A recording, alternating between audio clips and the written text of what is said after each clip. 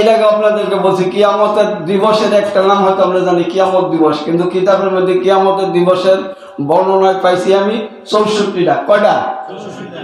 64টা। যদি একটা একটা করে বর্ণনা দিতে যাই আধা ঘন্টা করে লাগলেও অনেক সময় লাগবে। একটা দিবস হবে ইয়ামুল ফিরার। ইয়ামুল ফিরার হলো পলায়ন দিবস।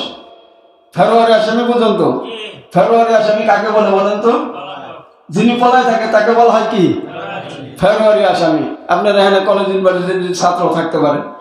তো ইয়ামুল ফিরার, কিয়ামতের একটা দিবস হবে ইয়ামুল ফিরার। কই সেদিন তারা পলাবে। কয় কার থেকে কে পলাইব?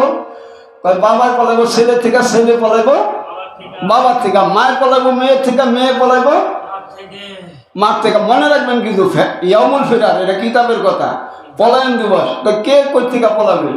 কয় যে সেদিনটা এই যে আপনজন বাবাই ছেলের থেকে পলাবে। কেননা যে আজকে আমার কি জানি করতে হয়ে যায়, ছেলের লোকে দেখা হলে ছেলে আমার কাছে কিছু চাইতে পারে। অনুরূপ ভাবে ছেলেও বাবাকে দেখে পলায়ন করবে যে বাবাই হয়তো আমার কাছে কিছু চাইতে পারে। তা এর জন্য একজন আরেকজনের থেকে সেদিন কি থাকবে? লুকায় থাকবে। সেই দিবসের নাম বলা হয় কি? ইয়ামুল ফিরার।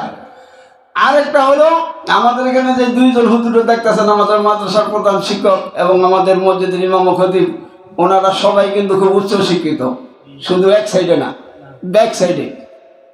তো তকদিরে আছে, মনে হয় রিজিকে আছে, এই জন্য ওনারা এখানে খেদমত করে যাচ্ছে। আরেকজন বিসিএস দিছে, বিসিএস। আরেকটা হলো ইয়ামুল হাসরা। ইয়ামুল হাসরা হলো আফসোসের দিবস। কিসের দিবস বলেন? আমি একটা সহজ বাংলা আপনাদেরকে বোঝানোর জন্য চেষ্টা করি। আফসোসের দিবস। সেদিন মুমিন বান্দা তার নেকের আমলের প্রতিদান দেখে সে আফসোস করতে থাকবে, আমি দুনিয়াতে কেন আরো ভালো আমল করি নাই। এটা হলো কাদের আফসোস? মুমিন ইমানদারের আফসোস। আর কাফেরের আফসোস হবে ভয়াবহ শাস্তি দেখা, যে আমরা কেন দুনিয়াতে এই সাইডা ইসলাম ধর্ম গ্রহণ করে ইমান আনি নাই। এই জন্য কাফের আফসোস করবে তাদের ভয়াবহ শাস্তি দেখা, আর ইমানদার মুমিন আফসোস করবো তাদের নেক আমলের যে প্রতিদান, আমরা কেন দুনিয়াতে আরো বেশি নেক আমল করি নাই। আচ্ছা বলেন এইবারকার সেই দিনকে আফসোস করে কোনো ফায়দা হবে? সেদিন কোনো ফায়দা হবে না। এরকম আপনাদেরকে বলছিলাম যে ইমাম গাজ্জালী রহমতুল্লাহ একটা মেসাল দিয়েছিলেন যে এক ব্যক্তি পাথর ভর্তি একটা ব্যাগ পেলেন, সেই ব্যাগের থেকে পাথর সে একটা একটা করে ডিল মারতে আনন্দ করতে করতে মোটামুটি বাড়ির ধারে যখন পৌঁছালেন, তখন তার হাতের মধ্যে শুধু ছিল একটা পাথর। আর ওই পাথর তার বন্ধু যখন দেখলেন, তার বন্ধু ছিল রত্ন বিশেষজ্ঞ। তিনি দেখলেন যে আমার বন্ধুর হাতে যে পাথর দেখা যায় সেই পাথরটা অনেক দামি পাথর। বলতেছে, বন্ধু তুমি এই পাথর পাইলা কই? এই পাথর তো খুব মহামূল্যবান। কয় বলো কি এই পাথর? কয় হ্যাঁ। কয় যে আমি তো এই পাথর পাইছিলাম এক ব্যাগ, কিন্তু আমি তো বুঝি নাই যে এটির এই মূল্য। আমি তো রাস্তায় খালে বিলে ছিটাইতে এই পর্যন্তই আমার হাতের মধ্যে একটাই আছে। উনি ফেল করে কান্দা দিলেন, যদি আমার কাছে সবটি পাথর থাকতো তাহলে আমি কতই না ধরে হইয়া যাইতাম।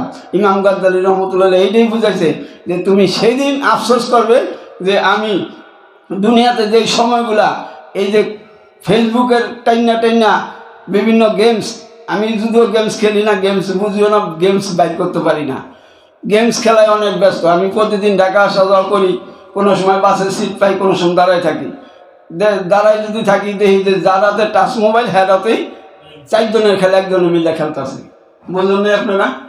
আগে শুনছি যে কলমিস খেলতে মনে হয় কি 4 জন লাগছে না, এখন 4 জন না, একটা টিভিতে যে 3 দিক থেকে ঘুরত করে তাসায় একদিকে ফুরুত করে জায়গা, ঠিক না ভাই? ঠিক তো 4 জনের খেলা 1 জনে বয়ে খেলতেছে।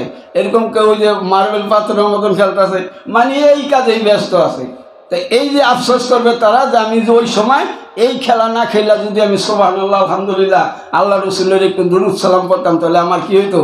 আজকে লাভবান হতো। তখন ওই পাথরের মতন আফসোস করলে আর কোনো কাজ হবে না। তা আমরা সেখানে আফসোস না করিয়া দুনিয়াতে আফসোস করিয়া যেন আমরা অন্তত কিছু ন্যাক আমল করতে পারি, আল্লাহ যেন সেই তৌফিক দান করে সকলে। আমিন। আপনাদের